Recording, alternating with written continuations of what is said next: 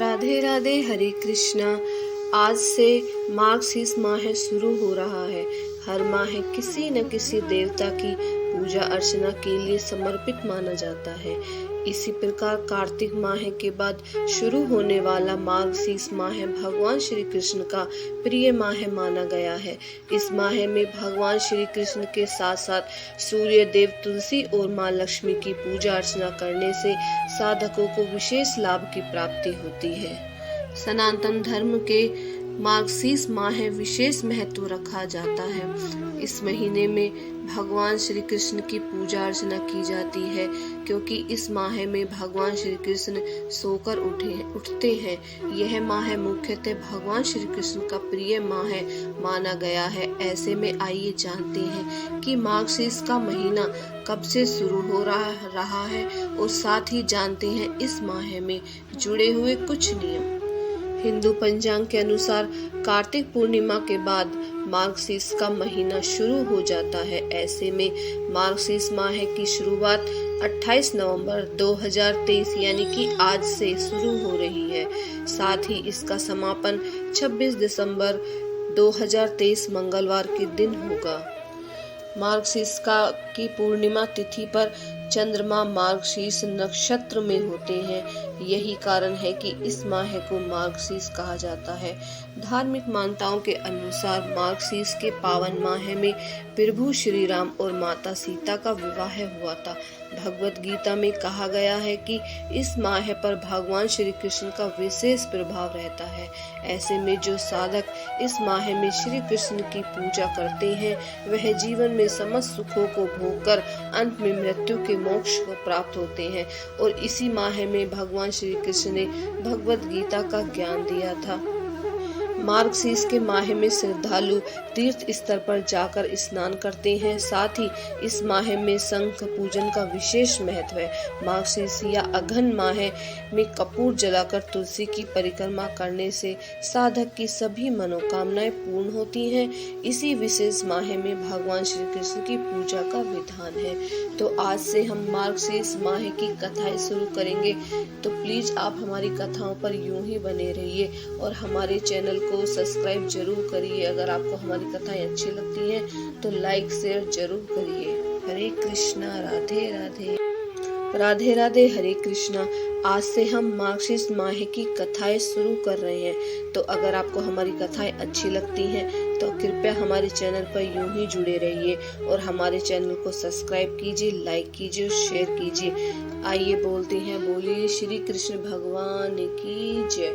आइए चलो शुरू करते हैं। अध्याय 1।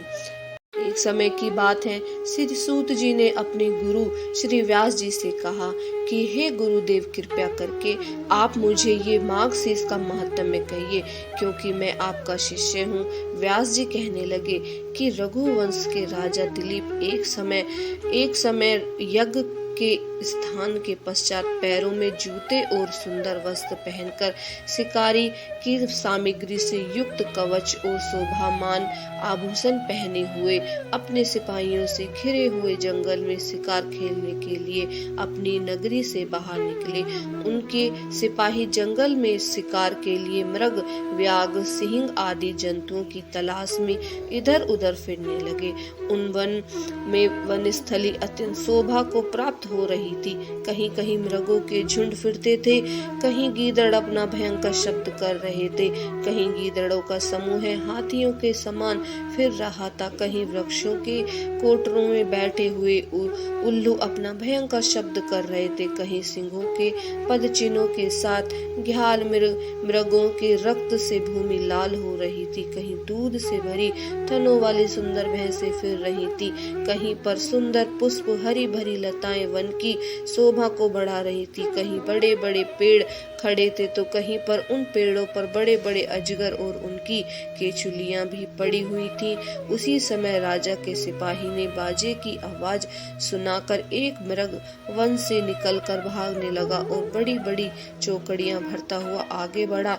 राजा ने उसके पीछे अपना घोड़ा दौड़ाया, परंतु मृग पूरी शक्ति से भागने लगा। मृग कांटेदार वृक्षों के एक जंगल में घुस गया और राजा ने भी उसे उसके पीछे वन में प्रवेश किया, परंतु दूर जाकर मृग राजा की दृष्टि से ओझल होकर निकल गया। राजा निर्जल वन में अपने सैनिक सहित प्यास के मारे अति दुखी हो गया।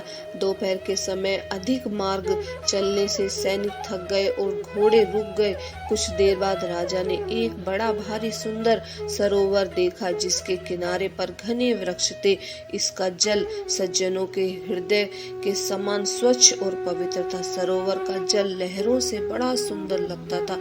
जल में अनेक प्रकार के जल जंतु, मछलियां और स्वेच्छादित से इधर उधर फिर रही थी।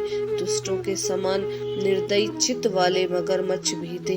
किसी किसी जगह लोभी के समान सिमाल भी पड़ी हुई थी। जैसे विपत्ति में पड़े हुए लोगों को दुख को हरने वाले दानी पुरुष के समान यह सरोवर अपने जल को सबको सुखी करता था। जैसे मेघ चातक के दुख को हरता है। इस सरोवर को देखकर राजा भी थककर दूर हो गया।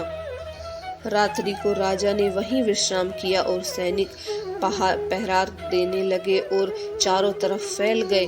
रात के अंत समय में सूकरों के एक झुंड ने आकर सरोवर में पानी पिया और कमल के झुंड में पास आया। तब शिकारी ने सावधान होकर सूकरों पर आक्रमण किया और उनको मारकर पृथ्वी पर गिरा दिया। उस समय सब शिकारी को कोलाहल करते हुए बड़ी प्रसन्नता के साथ राजा के पास गए और राजा प्रभात हुआ देखकर उनके साथ ही अपने नगर की तरफ चल पड़ा, जिसका शरीर तपस्या और नियमों के कारण बिल्कुल सूख गया था, जो मृगछाला और पहने हुए था और नख, रोम तथा केस धारण किए हुए था। राजा ने ऐसे घोर तपस्वी को देखा, बड़े आश्चर्य से उसको प्रणाम किया और हाथ जोड़कर खड़ा हो गया। तपस्वी ने राजा से कहा कि हे राजन, इस पुण्य शुभ माघ में इस सरोवर को छोड़कर तुम यहाँ से क्यों जाने की इच्छा करते हो? तब राजा कहने लगा कि हे महात्मा, मैं तो माघ मास में स्नान के फल को कुछ भी नहीं जानता। कृपया करके आप विस्तार पूर्वक मुझे बताइए। माघ मास महात्म्य के दूसरे अध्याय में हम सुनेंगे आगे की कथा। तो माघ मास का पहला अध्याय यहीं खत्म होता है। हरे कृष्णा, राधे राधे।